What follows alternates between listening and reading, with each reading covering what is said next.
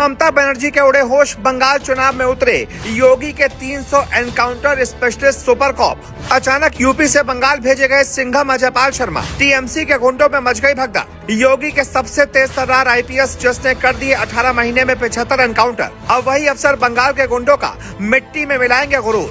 जिसके नाम से कांपते थे माफिया डॉन, जिसकी एनकाउंटर की दहशत प्रदेश छोड़ देते थे बड़े बड़े गुंडे मवाली, उसी अजयपाल शर्मा को क्यों सौंपी गई बंगाल चुनाव की कमान। 5 मिनट की रिपोर्ट में हैरान कर देने वाली कहानी। दोस्तों, पश्चिम बंगाल चुनाव से पहले एक ऐसी खबर आई है जिसने कोलकाता से लेकर मुर्शिदाबाद तक और दिल्ली से लेकर लखनऊ तक पूरा सिस्टम हिला कर रख दिया है। जिस बंगाल में चुनाव आते ही बूथ कैप्चरिंग, हिंसा और दबंगई की खबरें आम हो जाती हैं, उसी बंगाल में अब चुनाव आयोग ने एक ऐसा कदम उठा लिया है जिसके बाद टीएमसी के दबंगों की नींद उड़ गई है। उत्तर प्रदेश से एक ऐसा अफसर बंगाल भेजा गया है जिसका नाम सुनते ही अपराधियों की चाल धीमी पड़ जाती है। जी हाँ दोस्तों, बंगाल चुनाव में अब यूपी कैडर के सख्त और तेज तर्रार आईपीएस अधिकारी अजयपाल शर्मा की एंट्री हो चुकी है। और सवाल सिर्फ इतना है कि ये अफसर बंगाल क्यों भेजा गया। सवाल ये है कि चुनाव आयोग ने ये चाल इतनी बड़ी प्लानिंग के साथ क्यों चली। कहीं बंगाल में कोई बहुत बड़ा खतरा तो नहीं है। दोस्तों, बंगाल में चुनाव मतलब सिर्फ लोकतंत्र नहीं, बंगाल में चुनाव मतलब कई बार जंगल राज जैसी स्थिति बन जाती है। आपको वो घटना तो याद ही होगी जब मुर्शिदाबाद में हालात इतने बिगड़ गए थे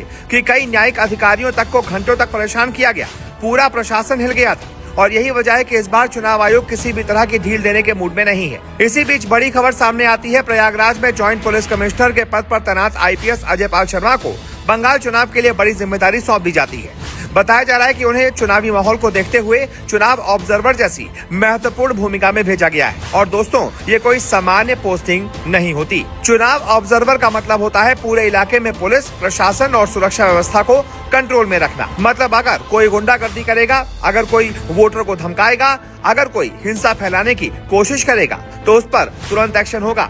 यानी संदेश साफ है, इस बार बंगाल में डर का चुनाव नहीं चलेगा। दोस्तों, चुनाव लोकतंत्र का त्योहार है, लेकिन बंगाल में कई इलाकों में ये त्योहार कई बार डर और दहशत में बदल जाता है। गरीब वोटर, बूढ़ी महिलाएं, किसान मजदूर, ये लोग वोट देने निकलते हैं तो सोचते हैं कहीं रास्ते में मारपीट न हो जाए, कहीं बूथ पर दबंग कब्जा न कर लें, कहीं वोट डालने से पहले धमकी न मिल जाए। और यही वजह है दोस्तों, आज बंगाल में सबसे बड़ा मुद्दा किस पार्टी की सरकार बनेगी नहीं है, सबसे बड़ा मुद्दा है क्या वोटर को आजादी से वोट डालने दिया जाएगा। और जब चुनाव आयोग यूपी से एक सख्त अफसर भेजता है तो उसका मतलब होता है अब जनता को सुरक्षा दी जाएगी, अब बूथ पर लोकतंत्र चलेगा, गुंडाई नहीं चलेगी। दोस्तों, अजयपाल शर्मा की एक पहचान एक ऐसे अफसर की रही है जो मुश्किल से मुश्किल इलाकों में कानून व्यवस्था को कंट्रोल में रखने के लिए जाने जाते हैं। कहा जाता है कि यूपी के कई संवेदनशील जिलों में उन्होंने तेज फैसले लिए, अपराध पर नियंत्रण के लिए कड़ी रणनीति बनाई और गैंग नेटवर्क तोड़ने में अहम भूमिका निभाई। उनकी पोस्टिंग जहां भी रही वहां अपराधियों के मन में एक मैसेज साफ गया, अब सिस्टम जाग चुका है। और दोस्तों, सबसे बड़ी बात यह है कि अजयपाल शर्मा की छवि फील्ड ऑफिसर वाली रही है।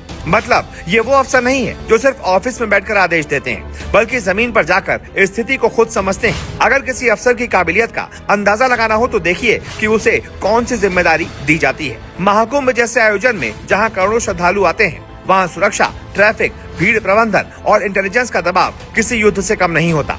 और ऐसे माहौल में अगर किसी अफसर पर भरोसा किया जाता है तो उसका मतलब है कि वो अफसर क्राइसिस मैनेजमेंट का मास्टर है। और यही वजह है कि बंगाल के संवेदनशील चुनावी माहौल में चुनाव आयोग ने अजयपाल शर्मा जैसे अधिकारी को चुना। तो दोस्तों, बंगाल चुनाव में अब बड़ा सवाल ये नहीं है कि कौन सी पार्टी जीत रही है, बड़ा सवाल है क्या इस बार बंगाल में निष्पक्ष और शांतिपूर्ण मतदान हो पाएगा, और क्या चुनाव आयोग की ये रणनीति बूथ हिंसा और दबंगई पर लगाम लगाएगी। क्योंकि अगर चुनाव निष्पक्ष हुआ तो बंगाल की जनता असली फैसला करेगी और दोस्तों, यही लोकतंत्र की जीत होगी। अब आप बताइए, क्या बंगाल में यूपी जैसे सख्त प्रशासन मॉडल की जरूरत थी? क्या चुनाव आयोग का ये कदम सही है? कमेंट पर अपनी राय जरूर लिखिएगा। और ऐसे ही देश दुनिया की तगड़ी खबरों के लिए वीडियो को लाइक कीजिए, चैनल को सब्सक्राइब कीजिए और शेयर कर दीजिएगा। जय हिंद।